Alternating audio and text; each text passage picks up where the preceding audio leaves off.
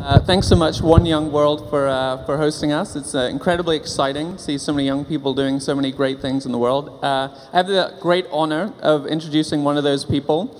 Alberto Matus, is a computer technician and a freelance web designer. He was born and raised in Belize in Central America. Beginning at the age of 10, Alberto worked at an automotive garage and put himself through his primary and high school years. He later received a scholarship to attend a junior college and received an associate's degree in network administration and hardware. Through his studies, Alberto has developed a great passion for the digital world. He's fascinated by programming languages like JavaScript, PHP, HTML, CSS. He also has a deep interest in open source systems and content management. Through his education, he's attained the skills that have enabled him to support his family and to continue his studies so that one day he'll be using the latest technology to develop and disseminate new ideas. Today he'll be speaking about education, specifically about literacy, and discuss its critical connection to many major global issues. So I'm delighted to welcome Alberto Matus.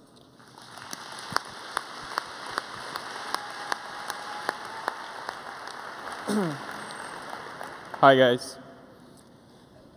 Whoa. Respected counselors and fellow delegates, we're talking education. One of our most basic fundamental rights is that to an education. And the right to education includes the right to literacy. Literacy leads to empowerment. That's the key, empowerment. There are several other plenary sessions here at this summit, each addressing global issues and challenges. That is why we must realize that literacy is an integral part in addressing these challenges. Economic growth, food security, human rights, sustainability, health, just to mention a few. That's your wake-up call. Although the rise of literacy over the past 2 decades shows an increase, even more so in developing countries, according to UNESCO statistics, there is still the issue that almost 1 in every 5 adults is without literacy skills. Not to mention poverty, health, employment, warfare, gender, and many others are barriers which we must face. So what can we do? I've always been an ICT enthusiast. Ladies and gentlemen, today it is but a fact that these technologies are vital and essential. We live in a fast-changing, digital, innovative age whereby many of literacy instruction methods now advocate the use of authentic, real, and life literacy materials, many revolving around technology. So how can we tie both education and technology together? I come from a small developing country. Compared to you guys, it's, wow, like a town, just like how Pete told me earlier. Many rural schools are left out when it comes to ICT, but we initiated a movement called Belize Primary Wireless Web Labs. The end result is to connect all primary schools in Belize to the internet, even those in the most remote areas. We acknowledge that in today's age, it is important to bridge the gap between education and ICT to eliminate the digital divide and help foster better education, instilling strong roots of literacy. As Hector Ruiz, former chairman of AMD, said, technology is only as powerful as it is accessible. Broader access brings education, information, and a sense of community that can help combat AIDS, malnutrition, ignorance, and neglect. The power of a connected and enlightened world community is just the beginning. In order to achieve our goal, we are using low-cost hardware and wireless technologies, green alternatives such as solar panels, free online educational collaborational tools, and many open-source applications and platforms. Bottom line is, we believe that there should be equal access for all, no matter where you are. We started with a pilot program involving 30 primary schools. 14 of those, mission accomplished. It has impacted over 5,000 children directly and many indirectly. It may seem a little compared to where you guys come from, but in my country, a little is a lot. While students have perhaps 5% of a teacher's time during the course of a day, these students now have at least 80% internet access during the course of the day. That's 18 times better.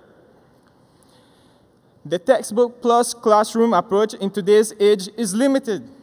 Technology is no substitute for an inspiring teacher, but if used effectively and efficiently, students can have interactive, virtual, simulating, and collaborative learning platforms. They can learn at their own time and pace. They have their own private tutor at their fingertips with current information. The web is filled with vast amount of free open educational tools, and we need to take advantage of these now. Organizations such as O&ER Commons, Open Educational Resources, are following the open source movement. They are creating free educational materials and sharing it on the web. These students are not only improving in computer literacy, but they are becoming informed, researching about health issues, and many more. The web and technology is becoming the catalyst for education. I invite young leaders here today, especially educators, if you're in that sector, to push for ICT into education. If you come from a developing country like I challenge you to do the same.